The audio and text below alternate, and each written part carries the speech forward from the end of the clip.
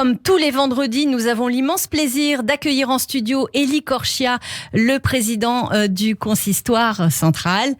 Elie Korchia, bonjour. Bonjour Laurence.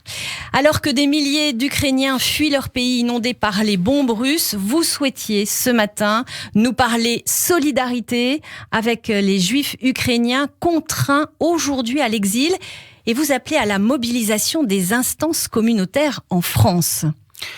Oui, bien sûr, la solidarité s'impose aujourd'hui à travers les différentes institutions juives de notre pays. Beaucoup d'actions ont déjà été menées depuis plusieurs jours et il était normal d'en parler ce matin d'un point de vue complètement,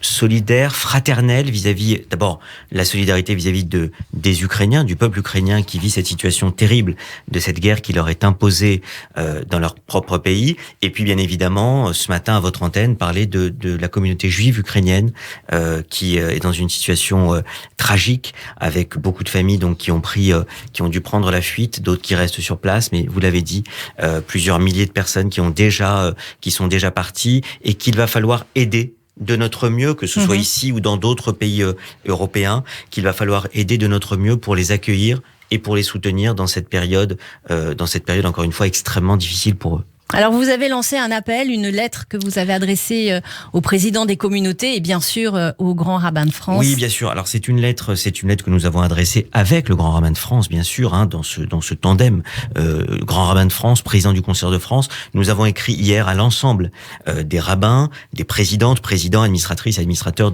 qui forment l'Assemblée générale du Consistoire de France pour les appeler à pouvoir coordonner nos efforts, coordonner notre travail avec une autre institution. Là, encore une fois, je parlais de coopération avec le Fonds social juif unifié qui va nous aider dans ce travail qui est déjà extrêmement en pointe sur ce sujet de par l'action qui est menée par le Fonds social. Et donc, avec les présidents de communauté et présidentes de communauté, nous allons relayer cela en faisant en sorte de pouvoir analyser les capacités d'accueil que nous pouvons avoir à travers la mise à disposition de logements, de chambres d'hôtes, de chambres d'hôtel, de Airbnb pour certains. Eh bien, nous avons déjà un certain nombre de communautés qui nous ont dit, voilà, moi je suis en capacité d'accueil de pouvoir recevoir 5 familles, 10 familles, plus encore. Et donc, nous sommes en train de faire ce travail qui va être un travail d'analyse, de listing, qui est important parce que lorsque les familles vont arriver, lorsque nous allons récupérer effectivement un certain nombre de familles ici, il faut être en mesure, en capacité de les recevoir de la meilleure des façons possibles pour pouvoir être, encore une fois, à leur écoute, pour pouvoir les aider, non pas seulement financièrement, mais aussi dans l'accueil, dans l'hospitalité que nous allons avoir vis-à-vis de toutes ces familles qui se retrouvent aujourd'hui venant d'Ukraine dans une situation psychologique très difficile. Est-ce qu'il y a déjà des demandes de familles ukrainiennes Oui, bien sûr, nous avons déjà dans les contacts que nous avons avec les autorités, avec les associations qui s'occupent de tout cela, nous avons déjà un certain nombre de familles dont nous savons qu'elles vont venir.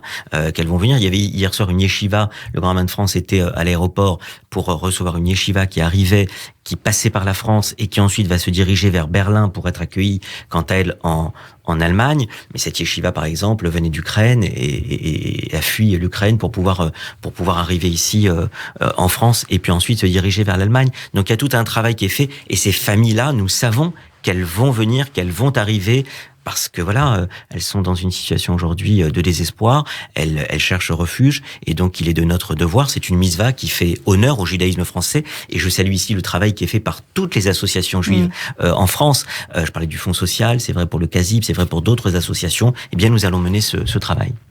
Si les membres de chaque communauté, s'ils ont des possibilités d'hébergement, ils doivent se rapprocher concrètement du président de leur communauté. Comment ça se passe? En ce qui concerne donc ce projet d'accueil au niveau des communautés juives que je mène, que nous menons avec le Grand Rabbin de France et l'ensemble des responsables des consistoires de région, eh bien il faut se référer à son président de communauté et demander ensuite à son président qu'il puisse lui-même faire comme c'est le cas actuellement, la démarche pour nous remonter au Consistoire de France le maximum d'informations, et puis évidemment ensuite au niveau de chacun des consistoires régionaux et des communautés locales qui vont nous remonter les informations, et nous travaillerons ensuite cela en partenariat avec les institutions juives et en premier lieu avec le Fonds social juif unifié.